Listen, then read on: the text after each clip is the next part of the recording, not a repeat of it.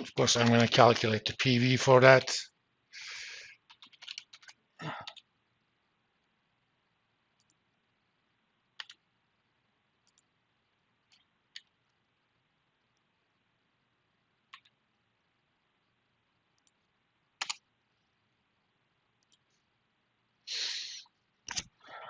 I don't know if I've done something wrong, but value of this option is way too high.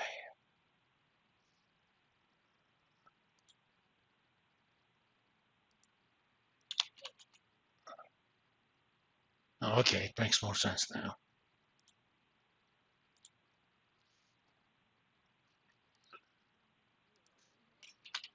Expected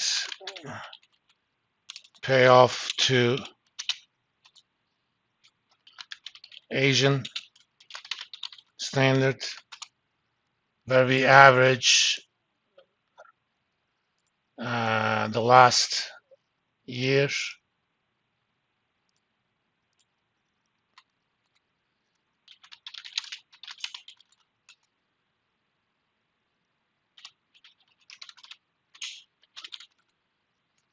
Average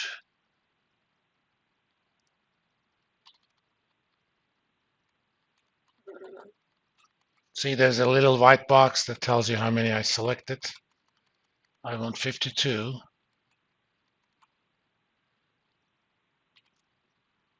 minus strike.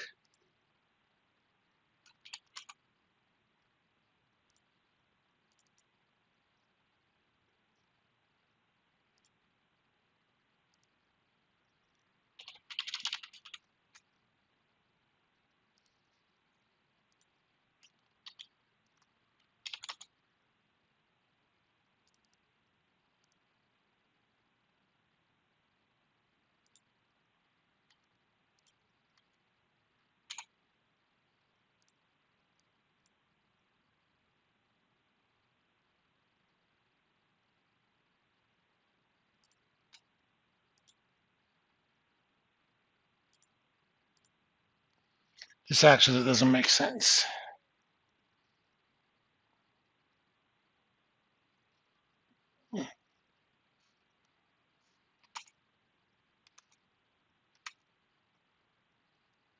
The value of the Asian standard should be less. I'm making a mistake somewhere.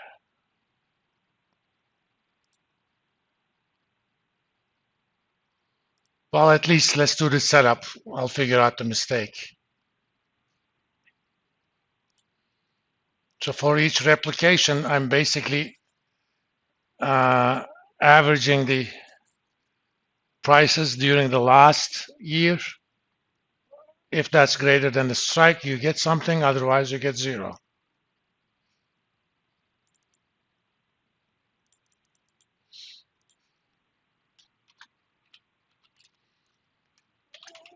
Let's figure out the knockout. Uh,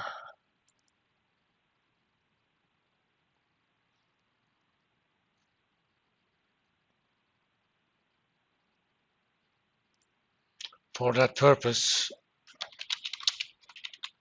it is knocked out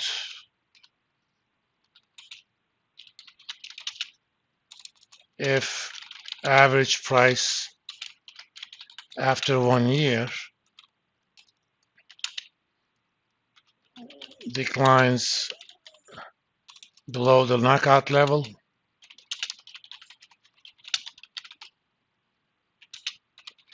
Option ceases to exist.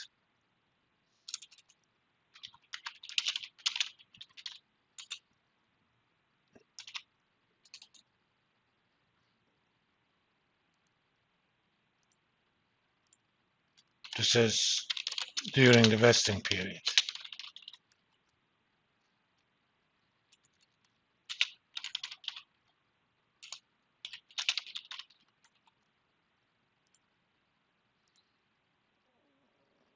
Which means I need to keep track of the averages, moving averages. Let's see.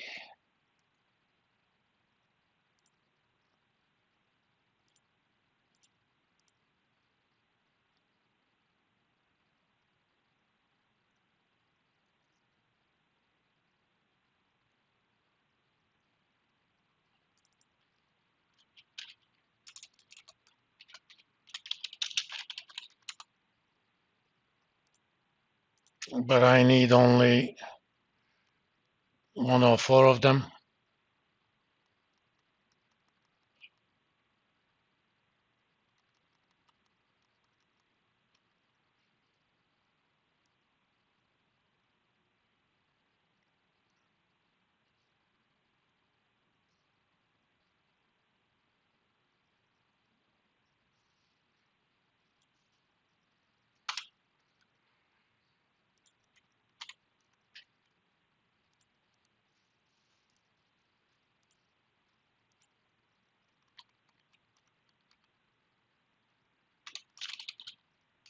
That's going to be average of S values.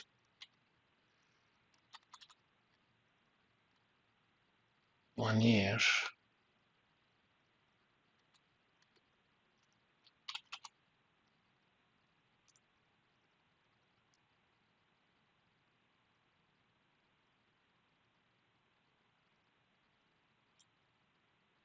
These are moving averages.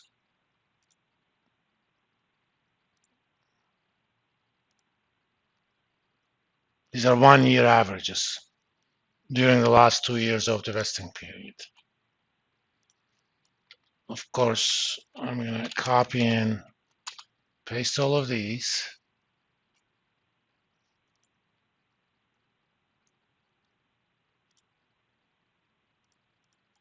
And let's figure out if it's going to be knocked out. Remember, knockout is if any of those averages are below the knockout level, it's knocked out. Which means if maximum of them is above the knockout level, it is not knocked out.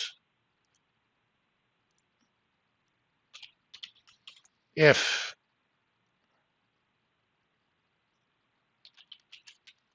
maximum of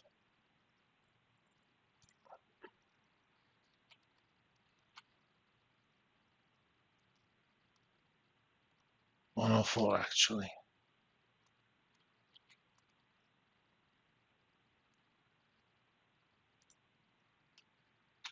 Greater than that one.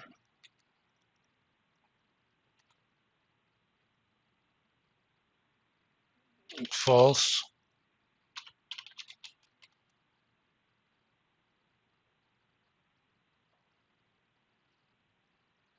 Now, if the minimum of them is greater.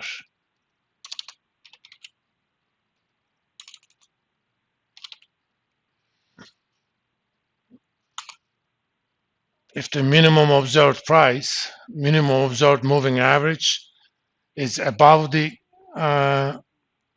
knockout level, you know that it never went below the knockout, otherwise it did.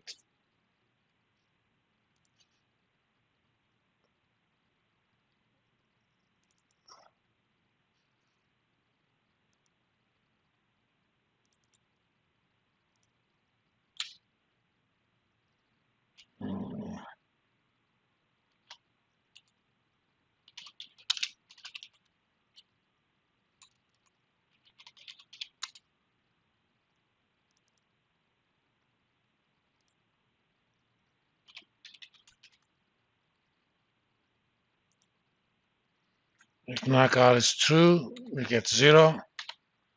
Otherwise, you get the Asian standard.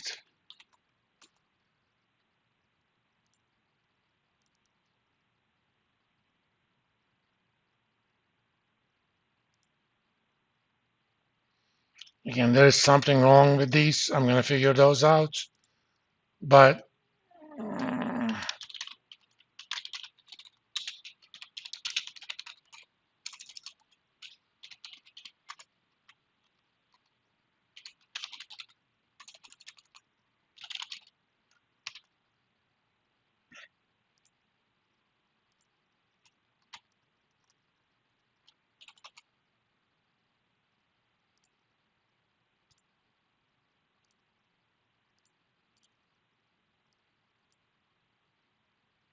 because this Asian standard should be less valuable than the standard payoff.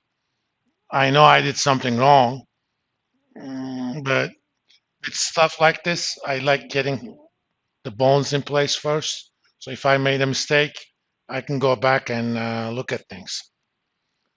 But at least there's kind of a thing here that knockout future makes these options cheaper. And the agent should also have made it cheaper. Why is this important? A, if the value of the option that you just granted is much less, you're going to write off much less expense in the beginning. And B, you pretty much eliminated employees' ability to find time the exercise. In fact, there is no exercise decision here. Everything is paid to them at the end. That's it, done. Obviously, if they're knocked out, they're knocked out. And three,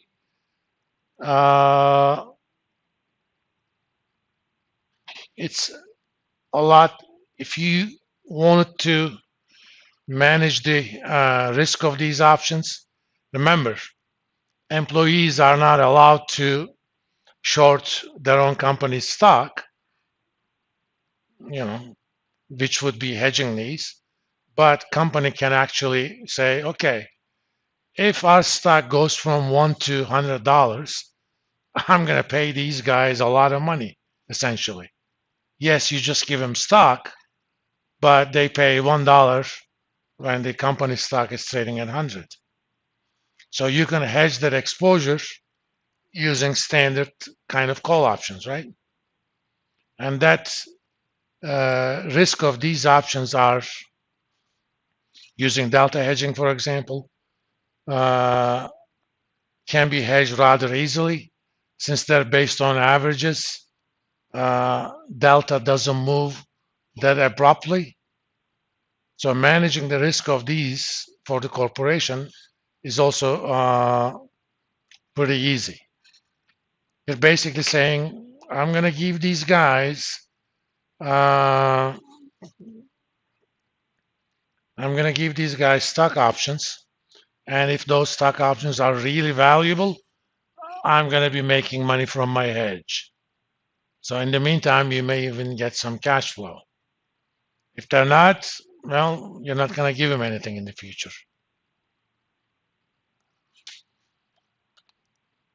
I'm going to stop here. I'll figure out what that issue is, and I'll just show it to you with the corrected ones on Wednesday. And we'll talk about how to do accounting of the derivatives in general, not just stock-based compensation.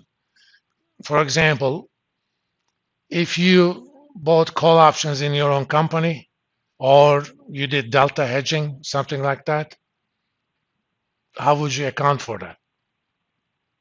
Or for foreign exchange risk, you bought, sold futures, forwards, call options, and these are all technically off the balance sheet items. But depending upon the purpose of the derivatives, there is a way to do accounting. If you're doing it for hedging purposes, you basically don't do anything. If you do it for speculative purposes, you're going to have to do it at fair value. But we'll talk about it.